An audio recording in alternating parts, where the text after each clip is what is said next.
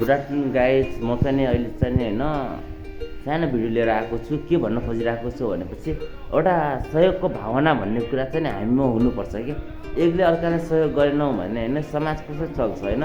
समाज भनेकै एकले अर्काको साथ दिएर त चलिरहेको छ होइन र होइन। भोलि मर्दा पर्दा पूजा गर्दाखेरि एउटा लाज बोक्न त समाज चाहिन्छ, साथीको साथ चाहिन्छ भनेपछि होइन। म एउटा सानो इक्जाम्पल दिन्छु है। मैले कुनै पनि भिडियो हालिरहेको हुन्छु, मैले ट्याग खालि कसलाई गर्छु, मेरो स्पेसल जो बच्चादेखिको साथीहरू छ क्या होइन, हो उनीहरूलाई ट्याग गरिरहेको हुन्छु मैले भिडियो होइन। तर उनीहरूले आफ्नो टाइम लाइनमा एक्सेप्ट गरिदिन्न क्या होइन। किन एक्सेप्ट गरिदिन्न? मैले कुनै नराम्रो भिडियो हालेको हुन्छु र उनीहरूले एक्सेप्ट नगर्नलाई मैले गाली गरेको भए उसको फ्यामिली देख्यो भए एक्सेप्ट नगर्ने कुरा अलग कुरा हो क्या होइन। ठिक छ होइन।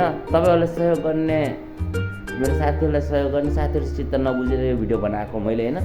बच्चादेखिको जो साथी छ तिनीहरूसँग है तपाईँहरूले चाहिँ मलाई माया गरिदिनु भएको छ, जतिजना पछि आउनु भएको छ होइन। मलाई चाहिँ मेरो भिडियोहरू हेरेर मलाई फलो गर्नु भएको छ होइन। उहाँहरूलाई चाहिँ एकदमै मनदेखि नै धन्यवाद छ होइन। तर म आफ्नो बच्चादेखिको साथीहरूसँग चाहिँ म दुःखी छु होइन। उनीहरूलाई चाहिँ एउटा मनमा सहयोगी भावना छैन क्या। उनीहरू चाहिँ होइन कस्तो छ भनेपछि सेल्फिस छ क्या, सिधै भन्छु सेल्फिस छ क्या, एकदमै सेल्फिस छ होइन। एउटा हुन्छ नि त साथी अगाडि बढ्ने कोसिस गरिरहेको छ यार, हामी पनि गरिदिउँ, एउटा लाइक गरिदिउँ, एउटा सेयर गरिदिउँ, हेरिदिउँ, कतितिर ऊ गरिदिउँ भन्ने सोच छैन। त्यही भएर हामी सबै समाजमा मिलेर होइन एकअर्कालाई सहयोग गरौँ, सहयोगको भावना राखौँ, अघि बढौँ।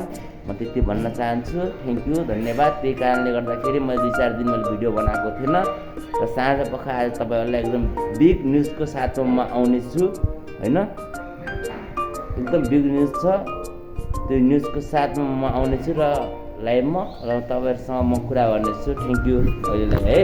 ल, have a good day guys.